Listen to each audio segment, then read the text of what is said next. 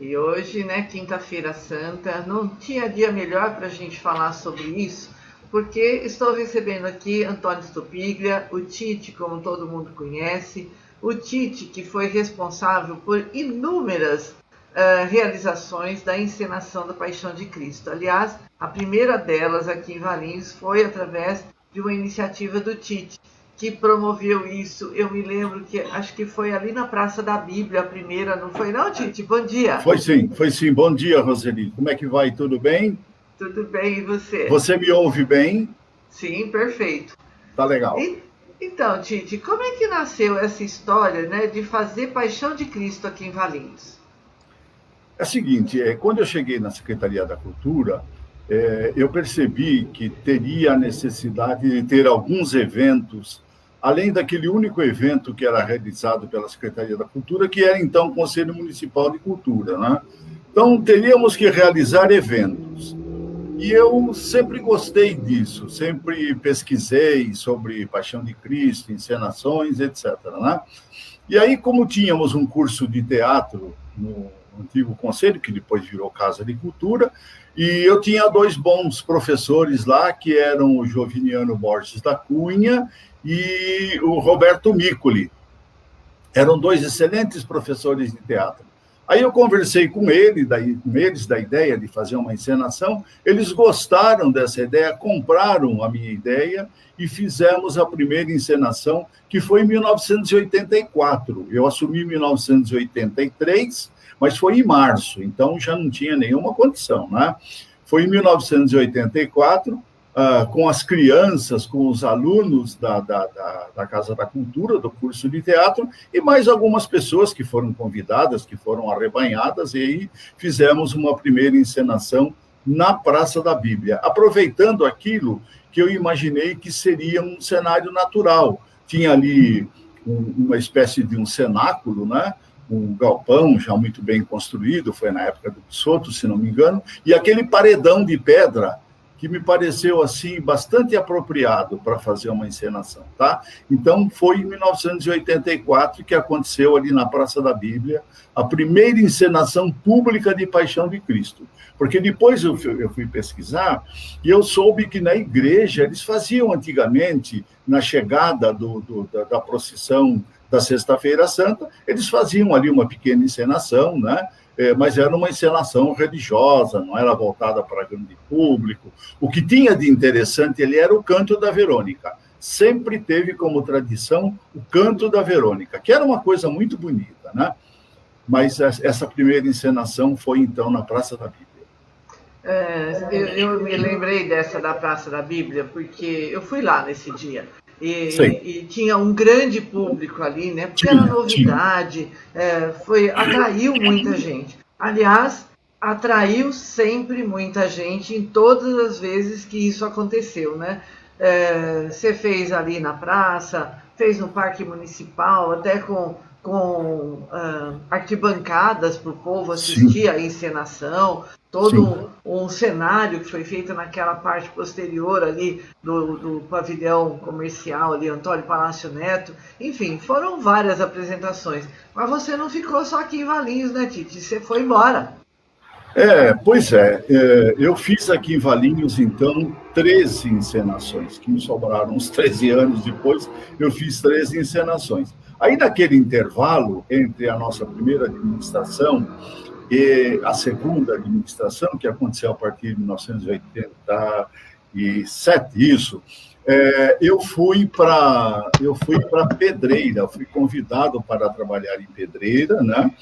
E lá eu também iniciei uma encenação de Paixão de Cristo. Lá eu fiz 3 encenações. E acabou se tornando um grande espetáculo. Pedreira acabou fazendo um grande espetáculo, como se fazia aqui em Valinhos, entendeu?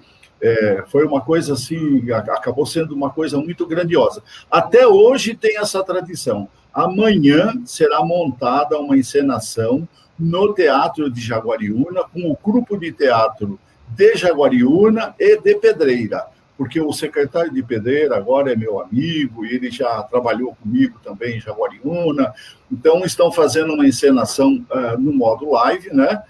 filmado dentro do Teatro de Jaguariúna, uma coisa bastante interessante. Mas como são muitos personagens, como é que faz com a questão da aglomeração? Como é que eles estão trabalhando essa questão? Eu não vi ainda o espetáculo, não vi, mas na caixa preta, dentro do palco do teatro, é possível fazer muita coisa que não é possível fazer ao ar livre. Um espetáculo ao ar livre é um grande desafio, sabe? Porque você imagina, eu trabalhei aqui, cheguei a trabalhar aqui em Valinhos com cerca de 200 pessoas, né? No elenco.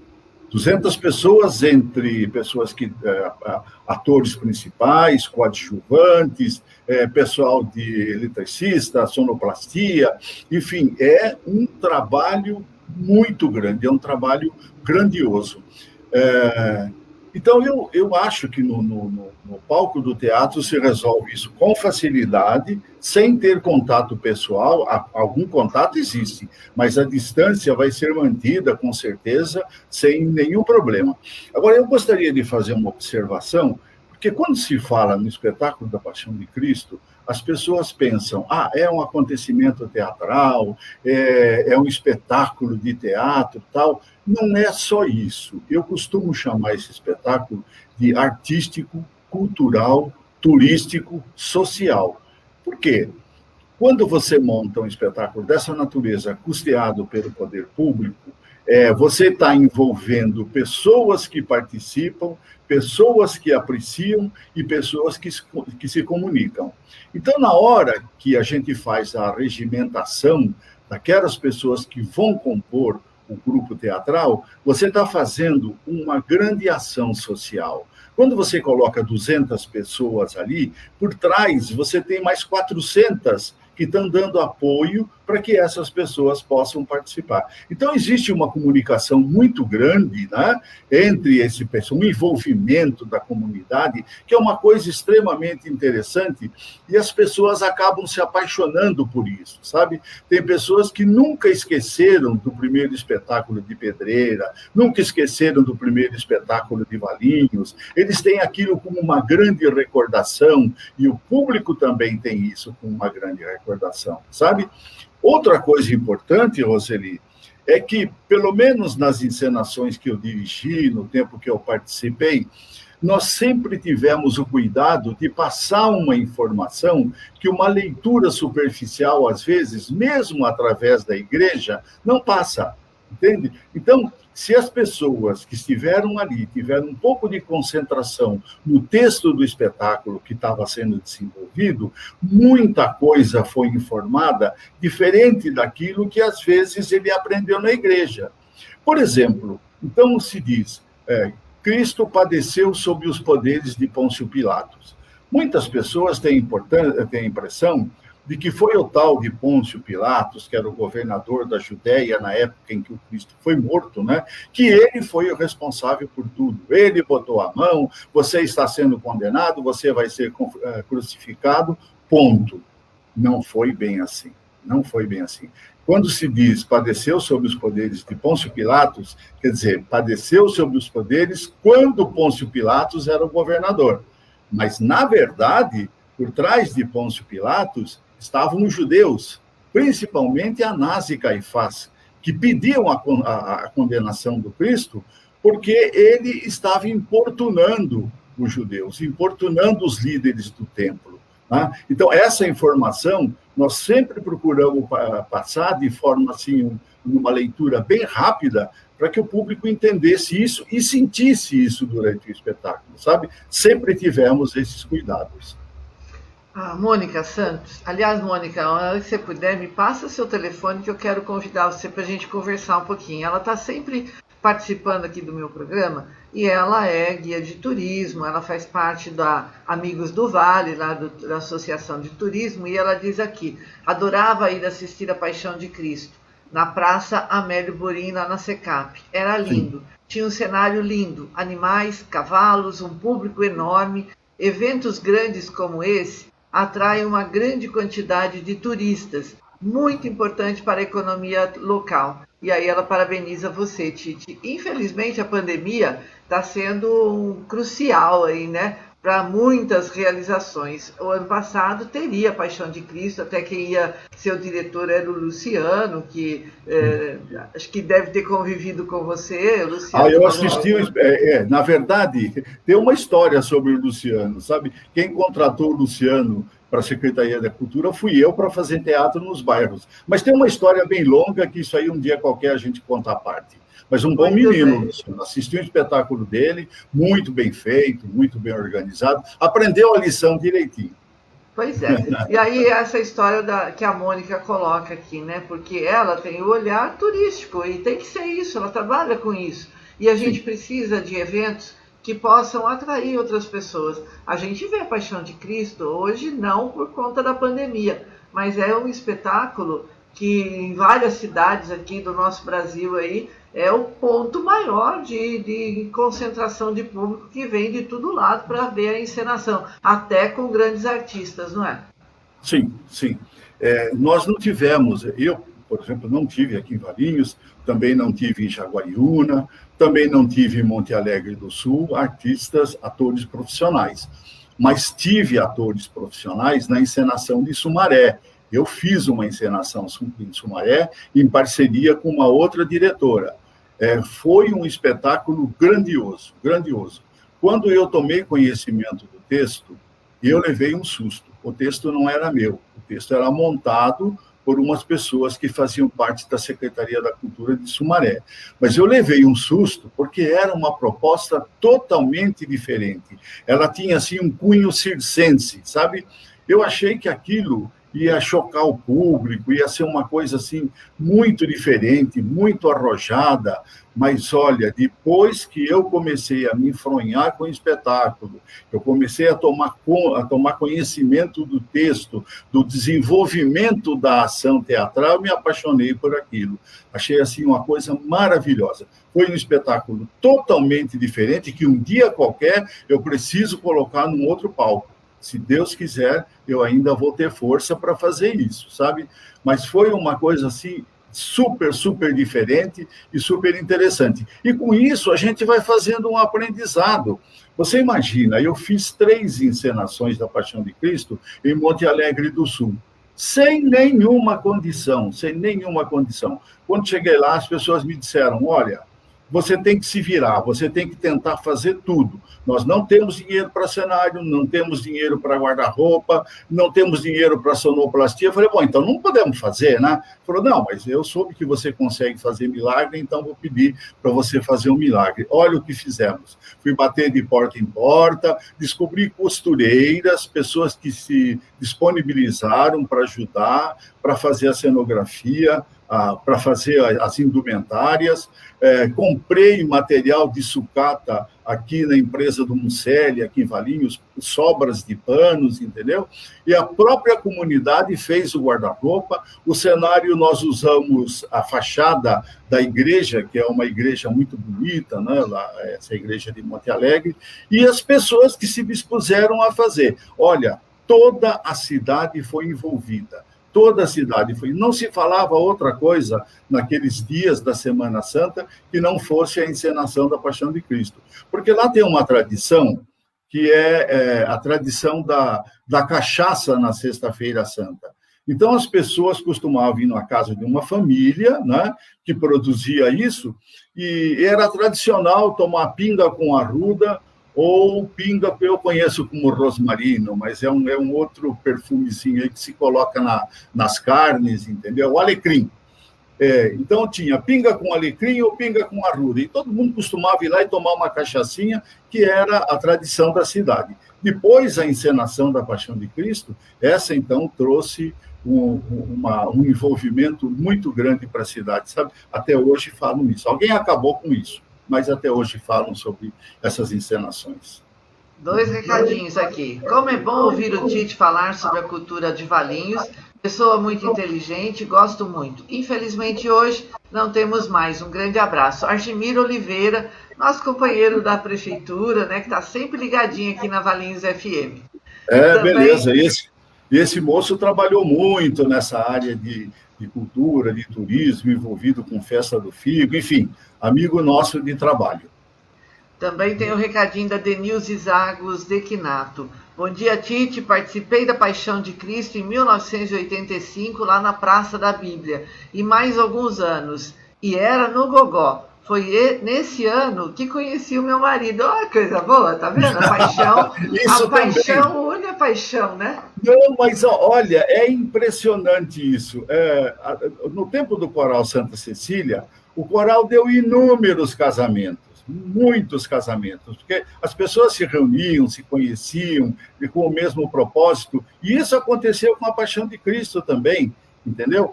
Eu tive uma Maria, numa das Paixões de Cristo, era uma moça linda, sabe, uma moça grande, linda, e ela fazia uma Maria impressionante, sabe? Você acabava acreditando que ela era a Maria jovem.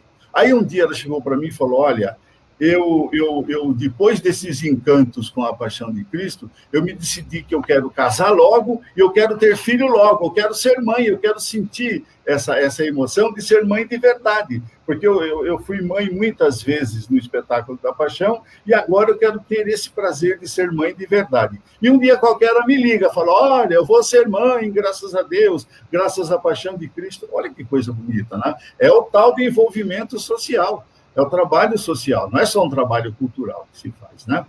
Pois é, eu acho que é uma somatória de ações aí, Sim. porque para promover, quando você fez a primeira aqui em Valinhos, né, ali na Praça da Bíblia, que como você relatou e a Denilze agora confirma, eu fico imaginando, porque naquela época tudo era tão difícil, né? Qualquer coisa que a gente imaginasse fazer era assim de uma luta, e a gente ia à luta, a gente ia atrás, a gente conseguia fazer. Hoje, tudo ficou mais facilitado, tem mais recursos, né? E aí a coisa ficou mais que estilizada, diferente um pouquinho. Eu acho que quando você põe mais a mão na massa, se dá um valor maior. Eu fico imaginando, lá em Monte Alegre, onde você falou aí, que você envolveu a cidade toda, costureira, o cenógrafo e o pessoal da igreja, enfim. No dia, certamente a cidade estava lá para ver o espetáculo, não é? A cidade toda estava lá. E aí vou te contar uma coisa que as próprias pessoas que estavam lá não acreditavam. No final do espetáculo aconteceu um milagre verdadeiro. O prefeito e o padre da cidade estavam brigados.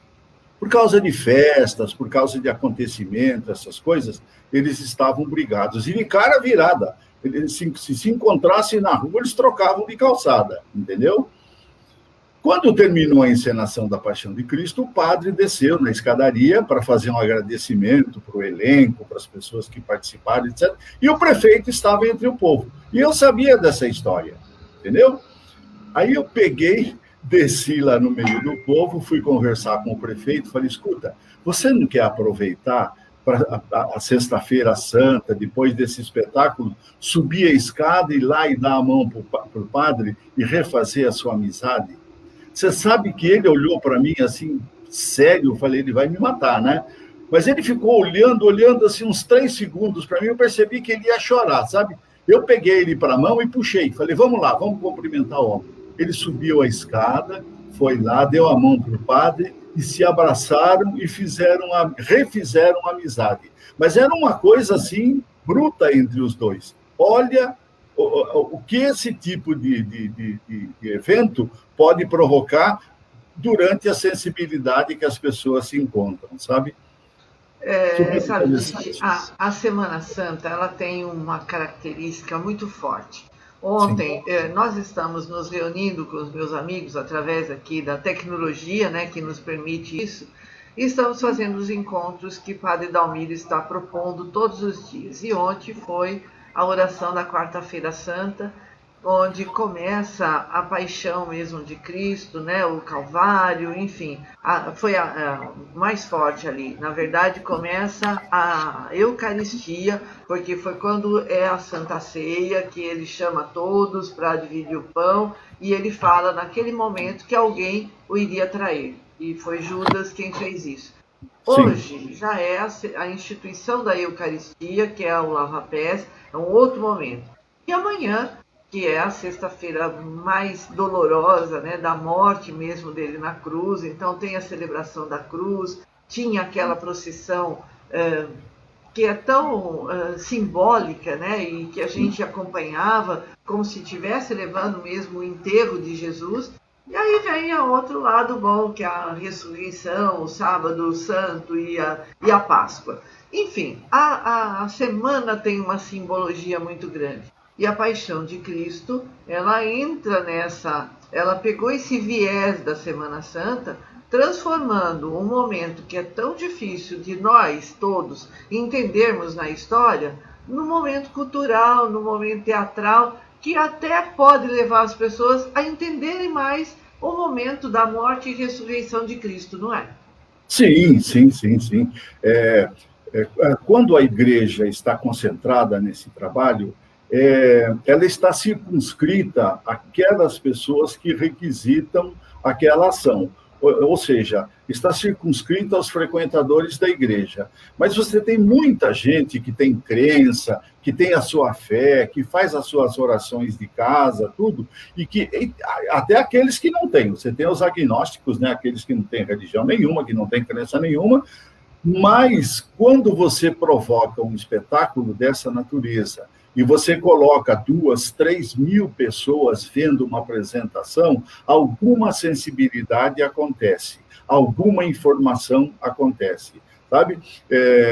Eu tive, assim, informação de pessoas que se sentiam apaixonadas, imagine, pelos bailados que eram montados na Paixão de Cristo aqui. Que nós tínhamos aquele momento do templo, né? da festa no templo, aquela coisa, e tinha grandes bailados. Eu tinha excelentes professores de dança na Casa da Cultura que se envolviam com o espetáculo e produziam bailados lindos. E tinham pessoas que talvez não prestassem tanta atenção no texto, mas prestavam atenção na plástica do espetáculo, né? E levavam uma mensagem de otimismo para casa. Nesse aspecto, também a encenação da Paixão de Cristo sempre fez grande efeito. Pois é, vamos torcer para que a pandemia acabe, que a vacina chegue para todos, né? Porque a grande esperança é a vacina, e que a gente possa, muito brevemente, poder assistir grandes espetáculos como esse e tantos outros que a gente já vivenciou. Tite, eu ficaria muito mais tempo conversando com você, mas o tempo é cruel, a gente teve um probleminha no início e o tempo acabou. Quero agradecer. Tá, mas eu quero te tomar apenas um segundo para mostrar uma coisa bastante curiosa para você, porque algumas curiosidades sempre ficam gravadas, né? Eu tenho aqui na mão um pano da Verônica, você sabe o que é isso, né? Que me acompanha há mais de 20 anos. E eu vou te mostrar aqui uma figura, dá para você ver, né? Sim, sim. Sabe de quem é esse rosto aqui? Não. Esse é o rosto do Rodrigo Amaral. Ah, é? É, o rosto do Rodrigo Amaral. O Rodrigo Amaral, quem fez grandes paixões de Cristo com o papel título de Jesus Cristo. Este pano já andou pela mão de seguramente mais de 10 Verônicas. Ele já teve mais de 20 participações de encenações de Paixão de Cristo. Foi pintada pela Janice Caligares, que era a nossa professora de artes plásticas lá e pintura da Casa da Cultura. É o rosto do Rodrigo. Aliás, Titi, só agora a curiosidade é minha, né? Esse canto da Verônica, né? Porque aqui em Valinhos, mesmo não tendo a Paixão de Cristo, ou na Paixão de Cristo, no final da procissão, sempre tem alguém que faz o canto da Verônica. O que simboliza esse canto? O que ela fala? Porque a gente não entende o que ela canta. O que ela diz? Então eu vou dizer para você, eu vou esclarecer, inclusive para o público, rapidamente. Não existe o personagem Verônica. Verônica é um termo originado do latim que significa vero iconis, a imagem verdadeira. A imagem verdadeira. Acabou dando o nome de Verônica. Bem, acredita-se que durante a passagem do Cristo pela Via Dolorosa, alguém aproximou-se dele com uma toalha e enxugou o suor do rosto, que vinha todo misturado de sangue, aquela coisa dramática. E ficou impresso, naquele pano, ficou impresso o rosto do Cristo. O que ela diz é o seguinte: olhem, vocês que estão me vendo, olhem a dor que eu estou sofrendo. Sinta comigo a dor que eu estou sofrendo ao presenciar o sofrimento de Jesus. É isso, em resumo, que ela diz. E vai soltando o pano e vai enrolando, que é uma ação teatral muito bonita, né? É uma coisa assim de muito efeito. Aquele pano que desce, mostra a figura do Cristo e depois sobe enrolando pela mão dela. O que ela canta, então existem várias versões em latim, em português, em italiano, normalmente canta-se em latim, mas o que ela diz é isso: vocês que estão aqui presentes, olhem a dor que eu estou sofrendo ao ver essa figura do sofrimento de Jesus. É isso que ela diz. Muito obrigada, não sabia disso, ó. Curiosidade, né? Então você vê, não existe a Verônica, é Vero Iconis, é uma expressão latina e acabou originando o nome Verônica. Muito bem, Tite, foi ótimo. Eu agradeço de novo a sua participação. Um grande abraço para você. E ó, vamos preparando um próximo assunto aí, porque você tem sempre muita coisa na sua bagagem, né? E a gente pode repartir, não é? Vamos sim, eu estou ficando entusiasmado com essa história de life, de poder contar, de contar emoções, tudo. Vamos tratar de um outro assunto em breve e a gente volta a falar. Tá bom? Ok, Tite, obrigado. Muito obrigado por essa oportunidade, obrigado pelas pessoas que ouviram, que ainda vão ouvir, né, a nossa live. Muito obrigado por tudo, viu? Eu que agradeço. Uma feliz Páscoa para você e para toda a família. Para você também. Para você também. Feliz Páscoa para os que nos ouvem. Obrigada. Até logo mais. Até.